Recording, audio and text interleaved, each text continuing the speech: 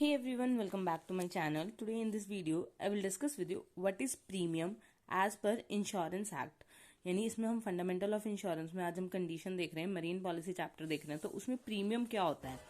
Generally insurance में जब दो पार्टीज होती हैं, एक जो इंश्योरेंस करती है और एक पार्टी जो इंश्योरेंस कराती है, तो कोई भी आपको ऐसे तो सेफ्टी प्रोवाइड नहीं करेगा, आपको उसके बदले में कोई ना कोई अमाउंट पे करना पड़ेगा।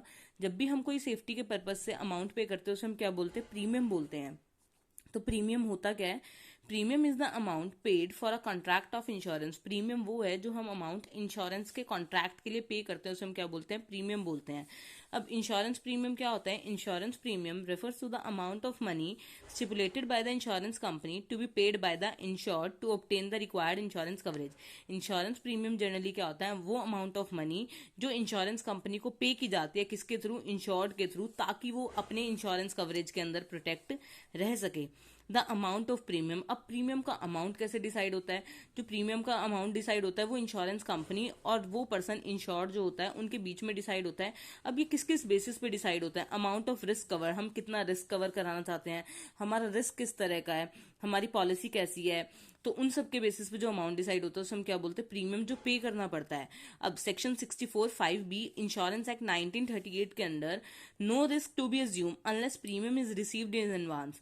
यानी इंश्योरेंस कंपनी तब तक कोई भी रिस्क अज्यूम नहीं करेगी जब तक प्रीमियम पे नहीं किया जाएगा इंश्योर्ड पर्सन के थ्रू, तो तब तक वो इंश्योरेंस में कोई भी रिस्क अपने आप में इन्वॉल्व नहीं करेगी। अब इसके लिए क्या क्या कंडीशंस हैं? No insurer shall assume any risk in India in respect of any insurance business unless and until the premium payable received by him. कोई भी इंश्योरर यहाँ पे कौन है? इंश्योरेंस कंपनी है या उसका एजेंट है, वो तब तक कोई भी रिस्क इंडिया में अज्यूम नहीं करेगा जब तक इंश्योरेंस बिजनेस, जब तक प्रीमियम उसे रिसीव नहीं होगा। अनलेस एंड अनटिल का मतलब है जब तक उसे प्रीमियम रिसीव नहीं होगा। The risk for which premium can be ascertained in advance cannot be assumed from the date earlier than on which premium is paid। यानी रिस्क जो है वो प्रीमियम का तब तक एडवांस में नहीं माना जाएगा जब तक उसकी प्रीमियम की पेमेंट नहीं होगी, उससे पहले हम रिस्क अज्यूम नहीं करेंगे। जिस दिन से प्रीमियम पे हो जाएगा हम उस दिन के बाद से रिस्क अज्यूम्पशन कर लेंगे। Any refund of premium due to cancellation or alteration in policy should be paid directly to insured by the insurer। Premium का रिफंड करना यानी प्रीमियम वापस करना, क्यों? अगर या तो हमारी पॉलिसी कैंसिल हो जाती है या पॉलिसी में अल्ट्रेशन यानी कोई चेंजेस हो जाते हैं, तो उस केस में इंश्योर्ड को है वो डायरेक्टली पे किया जाएगा, प्रीमियम रिफंड कर दिया जाएगा इंश्योरर के through. If any agents collect the premium, अगर कोई भी एजेंट प्रीमियम को कलेक्ट कर रहा है इंश्योरर के बिहाफ पे, इंश्योरर यानी इंश्योरेंस कंपनी के बिहाफ पे, तो उसको वो premium with in 24 hours insurer को डिपॉजिट कराना होता है। यानी इंश्योरर का अगर एजेंट कलेक्ट कर रहा है प्रीमियम किसी इंश्योर्ड पर्सन से या किसी पार्टी से, तो उसे विद इन 24 आवर वो डिपॉजिट कराना पड़ेगा। अब सेक्शन 33 मरीन इंश्योरेंस एक्ट का क्या कहता है? Premium has to be arrange, premium arrange करना पड़ेगा किस केस में? Where an insurance is affected at a premium to be arranged and no arrangement is made, a reasonable premium is payable। अगर insurance हमारा इफेक्ट हो रहा है, अगर हम प्रीमियम नहीं पे कर रहे हैं तो उसकी वजह से हमें लगता है कि हाँ हमारा इंश्योरेंस इफेक्ट होगा, हमारे सामान को नुकसान होगा, तो हमें वो लॉस कैसे बियर करेंगे, तो उसके लिए आपको प्रीमियम पे करना पड़ेगा।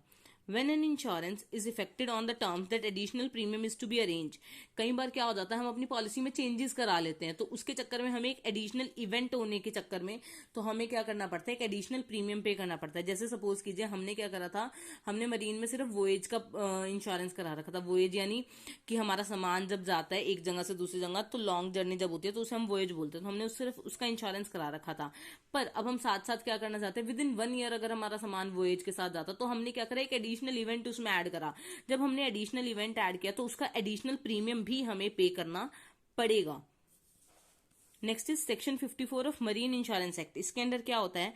When an premium is payable it is the duty of the assured और हिज एजेंट टू पे द प्रीमियम। जब प्रीमियम पे करना है तो ये एश्योर्ड पर्सन या उसका एजेंट, यानी जिस पर्सन ने अपना इंश्योरेंस कराया है वो या फिर उसका एजेंट अगर प्रीमियम पे कर देता है, उन्हें पे करना पड़ेगा। And it is the duty of the insurer, यानी इंश्योरेंस कंपनी की ड्यूटी बनती है कि वो क्या करे, या उसका एजेंट पॉलिसी को इशू कर दे पर्सन को। These are the concurrent condition and the insurer he is not bound to issue the policy until the premium payment of the premium is made. वो तब तक पॉलिसी इशू नहीं करेगा जब तक उसे प्रीमियम की पेमेंट नहीं मिलेगी। हाँ, पर जैसे ही उसे प्रीमियम की पेमेंट मिल जाती है उसके बाद उसे क्या करना पड़ेगा, पॉलिसी इशू करनी पड़ेगी। तो ये था कि प्रीमियम क्या होता है इंश्योरेंस पॉलिसी के अंडर। अगर आपको इससे रिलेटेड कुछ भी डाउट है तो आप मुझे कमेंट सेक्शन के थ्रू पूछ सकते हैं। इसकी पीडीएफ का लिंक डिस्क्रिप्शन में है, आपको वहां से मिल जाएगा। So stay tuned for more videos and thank you for watching this.